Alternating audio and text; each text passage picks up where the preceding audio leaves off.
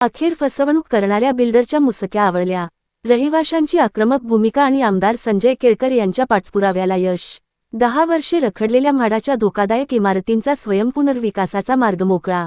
ठाणे. गेली 10 वर्षे म्हाडाच्या धोकादायक इमारतींचा पुनर्विकास रखडल्याने सुमारे 400 कुटुंबे हक्काच्या घरापासून वंचित होती. या प्रकरणी रहिवाशांनी घेतलेली आक्रमक भूमिका आणि आमदार संजय केळकर यांनी वर्षभर केलेल्या पाठपुराव्यानंतर सदनिकाधारकांची भूलथापा देऊन फसवणूक करणाऱ्या विकासकाला आर्थिक गुन्हे शाखेने अटक केली.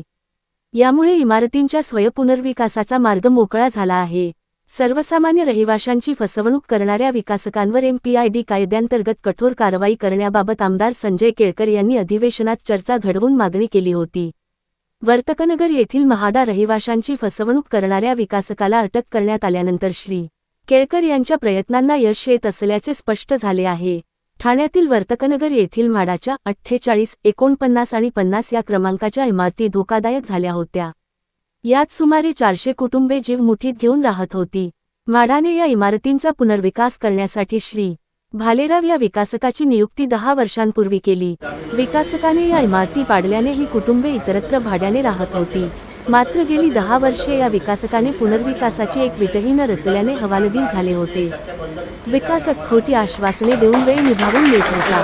वर्षभरापूर्वी या रहिवाशांनी आमदार संजय केळकर यांची भेट घेऊन व्यथा मांडली होती. श्री. केळकर यांनी याबाबत विविध स्तरावर समन्वय साधून मार्ग काढण्याचा प्रयत्न केला. श्री. केळकर यांनी वेळोवेळी बैठका घेऊन पुनर्विकासाचे काम सुरू करण्यासाठी मार्ग काढण्याचा प्रयत्न केला. मात्र तरीही विकासक आश्वासने देऊन वेळ मारून नेत होता. अखेर रहिवाशांच्या तक्रारी आर्थिक गुन्हे शाखेकडे नोंदवून विकासकाविरुद्ध गुन्हे दाखल करण्यात आले. अखेर श्री. केळकर यांनी अधिवेशनात हा मुद्दा उचलून रहिवाशांची फसवणूक करणाऱ्या विकासकांवर MPID अंतर्गत कारवाई करण्याचा आग्रह धरला. मंत्रालय स्तरापासून स्थानिक पोलीस प्रशासनापर्यंत पाठपुरावा केला. विकासक कोणालाही जुमानत नसल्याने अखेर रहिवाशांच्या ठाम भूमिकेनंतर गुरुवारी आर्थिक गुन्हे शाखेने विकासक श्री. भालेराव यांना अटक केली. यामुळे रहिवाशांना दिलासा मिळाला आहे. तसेच राज्य शासनाच्या स्वयंपुनर्विकास योजनेच्या माध्यमातून या इमारतींचा पुनर्विकास होण्याचा मार्ग मोकळा झाला आहे.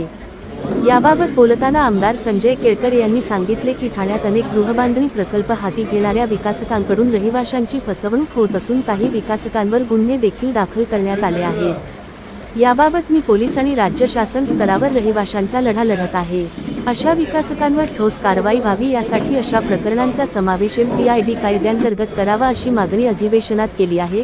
त्यादृष्टीने पाठपुरावा सुरू असल्याचे श्री. केळकर यांनी सांगितले.